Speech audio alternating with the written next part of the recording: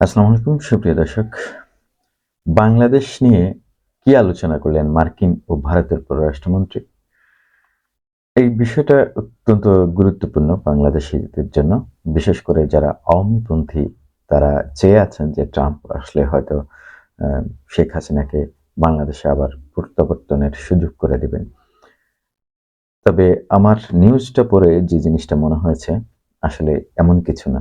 যেখানে ভারতের ১৮,০০০ ভারতীয় এবং দিল্লির উপর আছে অধিক শুল্ক আরোপের হুমকি। সব মিলিয়ে তারা নিজেদের আখের বাঁচানোর জন্য বা নিজেদের সুবিধার জন্য আলোচনা না করে বাংলাদেশকে বিপদে ফেলার জন্য আলোচনা করবে, এটা আমার কখনো মনে হয়নি এবং হচ্ছে না। তবু যে সংবাদটা প্রকাশিত হয়েছে দৈনিক কালবেলায়, আমি সেটি আপনাদের সাথে শেয়ার করছি।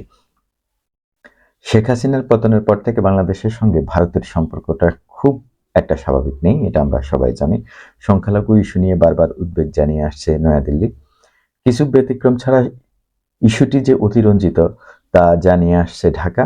সম্প্রতি সীমান্তে বিএসএফের কাঁটাতারে বেড়া দেওয়ার চেষ্টায় বাধা দেয়া বাংলাদেশি বাধা দেয় বাংলাদেশের বিজিবি। বিষয়টি নিয়ে উত্তেজনা যখন চরমে, তখন চাঁপাইনবাবগঞ্জের কিরণগঞ্জ সীমান্তে সংঘর্ষে জড়ায় দুই দেশের বাসিন্দারা। গত কয়েকদিন আগের ঘটনা এটি। আহ, এর কয়েকদিন পরই নতুন মার্কিন প্রশাসনের সঙ্গে ভারতীয় পররাষ্ট্রমন্ত্রীর আলোচনায় উঠে আসে বাংলাদেশের প্রসঙ্গ।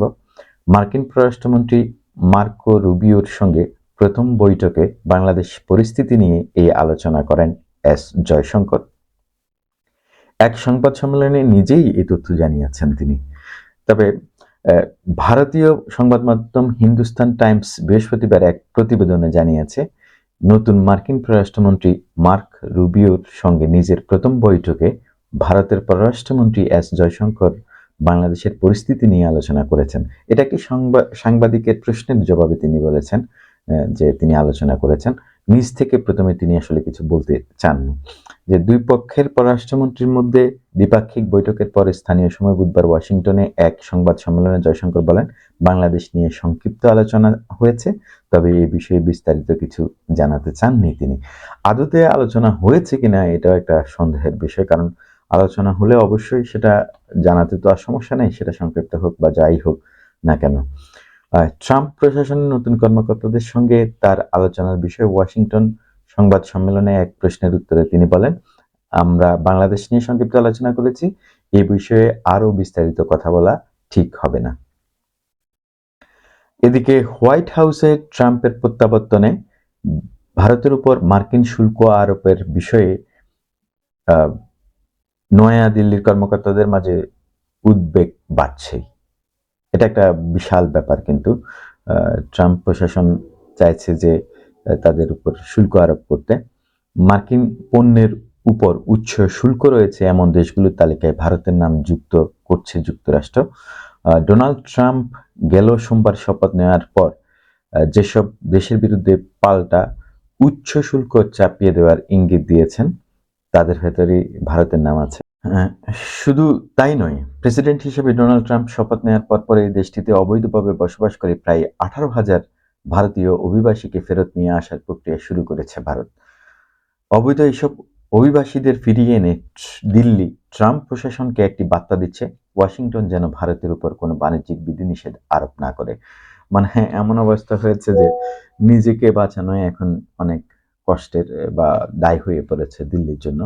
বিশেষ করে হয়তো শুল্ক আরোপ করা হবে, অথবা তাদের অবৈধ যে অভিবাসীরা রয়েছে, বিশাল একটা সংখ্যা এটা, এবং এদেরকে ফিরিয়ে আনার জন্য দিল্লি প্রচেষ্টা চালাচ্ছে। এবং দিল্লিতেও তাদের এই নিয়ে সংবাদ সম্মেলন হয়েছে।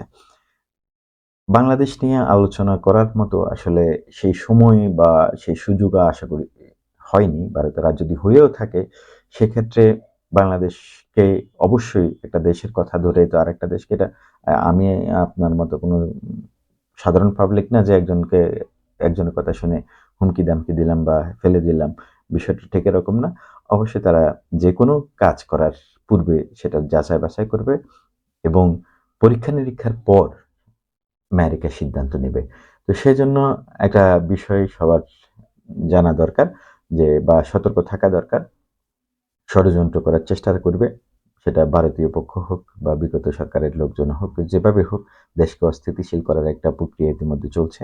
সবাইকে সাবধান থেকে এবং দেশের কল্যাণের জন্য নিজ নিজ অবস্থান থেকে সচেতন হওয়া উচিত। ধন্যবাদ।